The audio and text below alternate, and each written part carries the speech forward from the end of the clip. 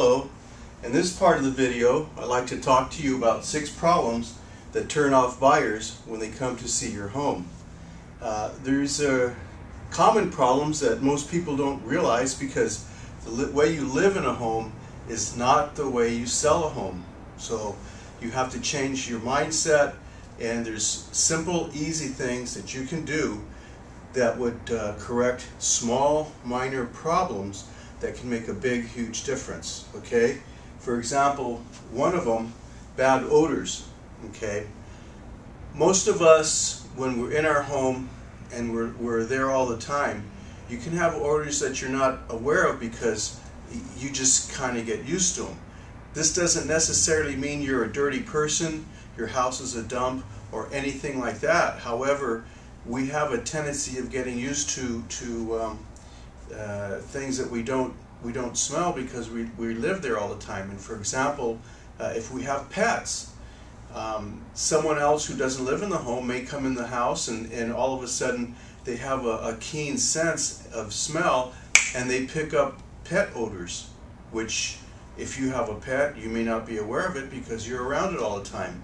Another one is if you're a smoker. If you smoke, then you may have lingering smells or traces of smells of smoke in a house, and excuse me, that could turn off a buyer.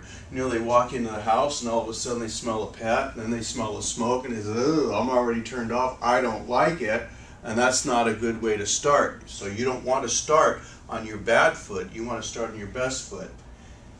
Another thing is carpet and flooring. You walk into the house and all of a sudden you see big stains in the carpet, and that could have been something that could have been corrected very easily with Resolve, some kind of spray or spot cleaner. So once again, that's something else. You want to put your best foot forward. Or flooring, for example. You may have a small bathroom floor and it's all torn up, or there's things that just aren't right and it's peeling. Well, it's very inexpensive just to, this bathroom is a very small area. Just replace all the floor with very good quality flooring. Make a big, huge difference. Either shampoo the carpet, replace the carpet in certain rooms. You may have carpet in some rooms where it's a hodgepodge. They're all different colors, okay? And it makes the house look smaller because you're walking on pizza, if you will. Different color here, there. Whereas if it's all one even color, it makes the house look like it's much larger, an open floor plan, okay? Also, painting walls. When we walk into a house and it's nighttime, we get so familiar with the house that we know where the switch is and we just go and flick the switch and the lights go on. When we grab the door to open the door, we don't always grab it by the doorknob. We might grab a door in a certain position all the time. Okay, my hands look clean. However, I bet if I wash them, they're not as clean as I think they are. I have soil, and then if there's dust mixed with the soil, that's what causes those stains. Okay, so what you want to do is make sure you look at all the areas where a light switch is on the wall. Make sure all those areas are clean, and just like the doors. If you look at cabinet doors, any doors to bedrooms or entryway doors, if you notice, you may have certain stains where it's grabbed all the time. It's real easy to get a bottle of 409, clean all that stuff off, and sit back and look at it as well. I see now, it makes a big difference. And of course, if it's chipped or cracked, peeling paint and things of that nature, then it doesn't cost a whole lot to repaint, let's say, even all the doors in the house. That'll make a big, huge difference, okay? Another thing is clutter. Look at your house, and if you got to look at the kitchen cabinets, for example, or the countertop. You may have a lot of appliances that are really nice appliances, and all this stuff lined up that you may use, and a lot of it you probably don't use all of it all the time. And what happens is when you have all that clutter in there, it makes the kitchen look a lot smaller. Whereas if you just cleared it all out and maybe leave one item that you use the most of the time, like a mixer, for example, if you're always baking cakes, okay, one mixer there, but you don't have to have the Vegematic, the juice maker, the mixer, the bread maker, and all these other appliances, because it shrinks the kitchen. Or, for example, any kind of clutter of any kind. You know, the way you live in a house, once again, is not the way you present a house to sell it. If you have in your bedroom, the bed's unmade, there's clothes laying around, you know, and there's a suitcase laying there because you just got back from a vacation a month ago and you just left it there or whatever, you know, those are all things you want to remove.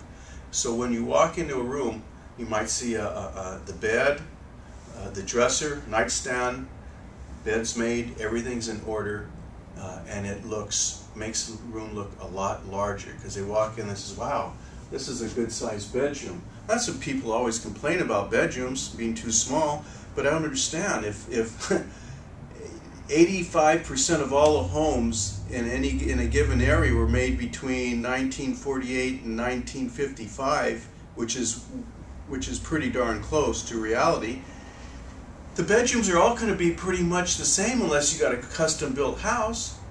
So what we're really talking about is the person walks in, it's all cluttered, they can barely move around, and you know, they're walking through a path. Wow, this is a very tiny bedroom. You can take the same exact bedroom, same size, and it's not full of clutter, and they walk in and say, wow, this is a big bedroom. But yet all these houses were made in the same time, in the same era, you know, so you know, what's the deal there. Also, signs of mice, ants, roaches, and spiders. I have ants at my house. It's been a problem for me.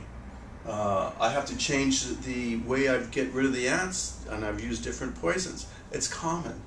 But when someone comes in, they see a bunch of ants there, says, wow, maybe they've got food laying around here or something that's drawing the ants.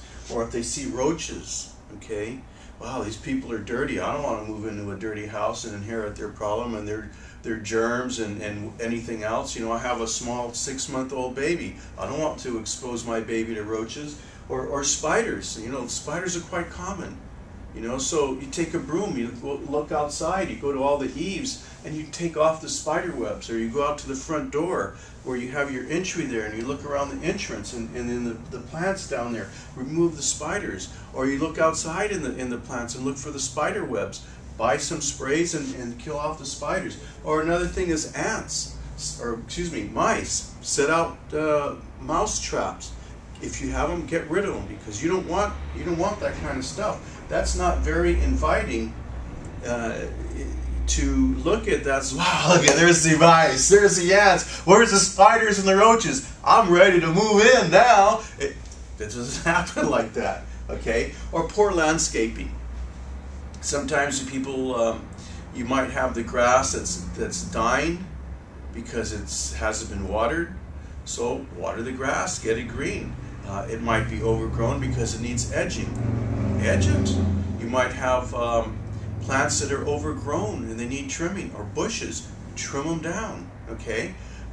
Because these are main things that people see immediately, and these are simple things that don't cost a lot of money. A little bit of labor and being a little methodical and stepping back and looking at these areas, that'll help you quite a bit in terms of defining, well, do I fall under any of these categories? Okay, these are simple things that you can do that will no longer turn off buyers. You know, look at the opposite. You know, if a buyer walks in and none of this stuff exists, you know, turn on. Okay, now right away you say, wow, it's a nice clean house, da da da da da. There's no stains, and you're looking for little details, and it has the complete opposite effect. Okay, that does it for this part of the video. I have a couple more parts coming up, so hang on.